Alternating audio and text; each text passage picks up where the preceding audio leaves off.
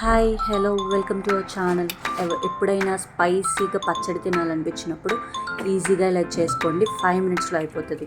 దానికి కావాల్సింది 4 టొమాటోస్, కొన్ని పచ్చిమిర్చి మన స్పైస్కి తగ్గట్టుగా, అలాగే స్మాల్ సైజ్ ఆఫ్ చింతపండు తీసుకున్నాను నేనైతే. వాటన్నిటిని నీట్గా ఇలా కట్ చేసుకొని పెట్టుకొని స్టవ్ ఆన్ చేసుకొని ప్యాన్ పెట్టుకొని కొంచెం ఆయిల్ వేసుకొని, ఆయిల్ హీట్ అయిన తర్వాత మనం కట్ చేసి పెట్టుకున్న టొమాటోస్ అలాగే పచ్చిమిర్చిని వేసుకొని బాగా బాయిల్ చేయాలి.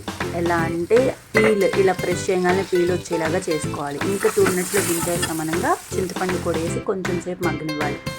తరువాత వాటన్నిటినీ కలిపి 2 వెల్లుల్లి, కొంచెం సరిపడిన ఉప్పు వేసుకొని మంచిగా మిక్సీ పట్టుకోవాలి. మరీ పేస్ట్లా కాకుండా కొంచెం బరకగా పెట్టుకోవాలి. తర్వాత దాన్ని ఒక బౌల్లో ట్రాన్స్ఫర్ చేసుకొని తాలింపు పెట్టుకుంటే చాలా స్పైసీ అండ్ టేస్టీ టొమాటో పచ్చడి రెడీ.